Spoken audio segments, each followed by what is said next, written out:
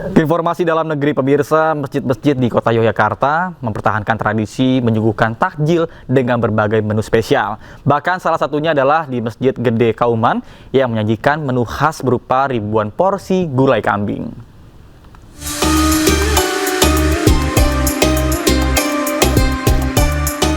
Masjid Gede Kauman yang berlokasi tak jauh dari Keraton Yogyakarta menyediakan ribuan porsi takjil gratis kepada jamaah dan warga sekitar. Para pengurus masjid tampak sibuk menyiapkan makanan dan juga minuman untuk dihidangkan kepada jamaah yang ingin berbuka puasa di masjid ini. Khusus hari Kamis terdapat menu spesial yang disiapkan Masjid Gede Kauman kepada para jamaah. Ya, ada 1.500 porsi gulai kambing yang siap diberikan kepada jamaah. Menu takjil gulai kambing ini diperkirakan sudah ada sejak tahun 1960-an. Menu gulai kambing di Kaumannya alhamdulillah enak sekali ya. Jujur ini mengingatkan saya ke Idul Adha gitu ya, dan yang mana memang hal kita sekali dengan daging kurban gitu. Ya, kan biasanya apakah setiap Ramadan selalu ke Kauman ini Mas untuk bagi pagi ini? Ya, dari Pertama kali. Tiap catering 5 catering.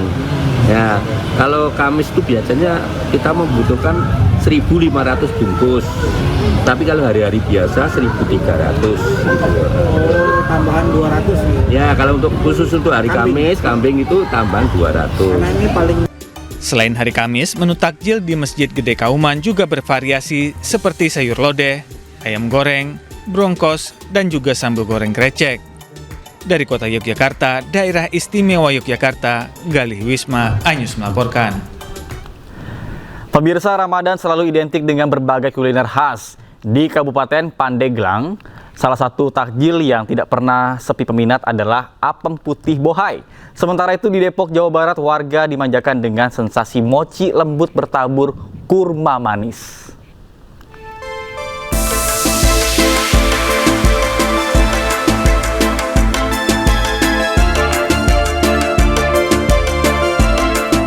Memasuki bulan suci Ramadan, pengrajin apem bohai di Pandeglang kebanjiran orderan.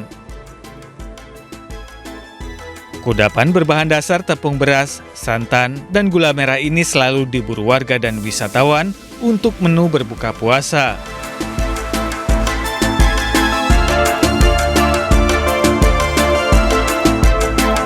Proses fermentasi selama 9 jam membuat kue ini terasa gurih namun tetap lembut dan kenyal.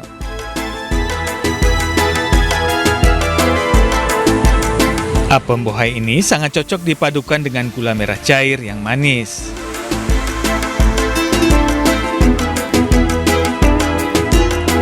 Apa ya, lembut.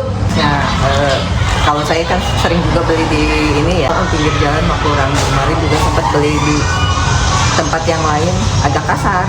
Kalau di sini saya sudah mencobanya sering, jadi memang tidak gagal kalau jalan. Makanya mendingan kesini aja. Dalam satu hari itu bisa 4.000 piece, nyampe 5.000 piece dalam satu hari.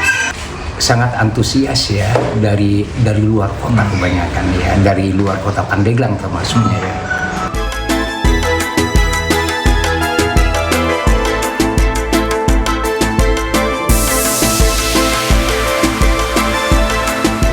Seperti inilah proses pembuatan kue mochi kurma yang terbuat dari tepung ketan, gula, susu, dan kurma. Setelah adonan matang, kue mochi dibentuk dan diisi dengan isian manis berupa krim, lalu dibuat menjadi bulatan dan dipanaskan di oven selama 3 menit. Setelah jadi, tekstur kue mochi yang kenyal dipadukan dengan topping manis seperti kurma. Kue mochi ini jadi sajian yang pas untuk berbuka puasa, terlebih setelah seharian menahan lapar dan dahaga. Aku baru pertama kali cobain. Ini ada mochi. Nah, mochinya itu isinya ternyata dia cempedak sama kurma. Nah, itu kan belum ada. Ini aku baru pertama kali coba dan ternyata enak banget, lembut banget. Terus rasa susunya itu benar-benar fresh banget dari krimnya. Margo sendiri, Dermaga Hotel mempunyai signature dengan menggunakan mochi yang isinya nangka cempedak. Tetapi karena temanya hari ini adalah tema Ramadan, sehingga kami kombinasikan antara cempedak dengan juga kurma. Pemirsa, pemerintah memastikan harga dan stok bahan pokok jelang Ramadan dan juga Lebaran 2026 dalam kondisi terkendali. Bahkan hal ini disampaikan saat sidak di pasar yang menunjukkan jumlah komoditas strategis masih sesuai dengan harga acuan.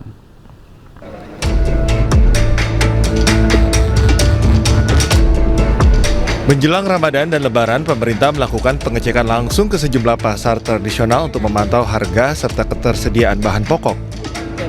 Untuk komoditas bawang merah, bawang putih, dan bawang bombay, harga disebut masih dalam batas wajar dan stabil. Sama halnya untuk beras medium memiliki harga eceran tertinggi Rp13.500 per kilogram. Beras SPHP di angka Rp12.500 dan beras premium Rp14.900 per kilogram. Stok beras nasional saat ini mencapai 3,2 juta ton dan terus bertambah, seiring serapan gabah petani yang dalam 1 bulan terakhir bertambah sekitar 100.000 ton. Sementara daging sapi berada di kisaran Rp140.000 per kilogram, meski di sejumlah lapak sempat menyentuh Rp145.000. Pengecekan harga sembako maupun semua barang-barang ataupun perlengkapan dapur untuk menghadapi bulan Ramadan, bulan suci, serta menghadapi kesiapan Lebaran tahun 2026 atau 1447 Hijriah. Pemerintah berharap sinergi antara produsen, pengecer, serta Satgas Pangan dapat terus menjaga harga pangan tetap terkendali hingga Hari Raya Idul Fitri. Dari Jakarta, Naura Syafika, Seto Pratomo, iNews melaporkan. Pemirsa, sejumlah rumah dan juga barak 10 pintu di Palangkaraya, Kalimantan Tengah hangus terbakar.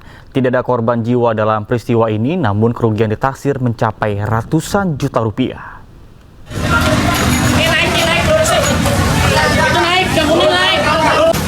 Menjelang waktu berbuka puasa, warga komplek padat Jalan Mendawai, Kecamatan Cekan Raya, Palangkaraya, Kalimantan Tengah dikejutkan dengan peristiwa kebakaran.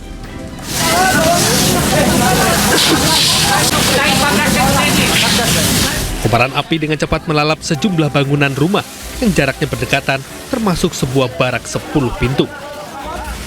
Api diduga berasal dari korsleting listrik dari salah satu kamar barak. Tim gabungan pemadam kebakaran yang tiba segera melakukan pemadaman meski terkendala akses jalan yang sempit lantaran lokasi kebakaran berada di lokasi padat penduduk. Sekitar 1 jam kemudian, kobaran api akhirnya berhasil dipadamkan.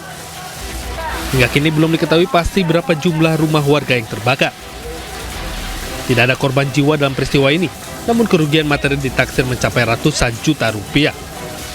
Petugas Polresta Palangkaraya tengah menyelidiki penyebab kebakaran dengan meminta keterangan sejumlah saksi dan mengumpulkan bukti-bukti di lokasi kebakaran.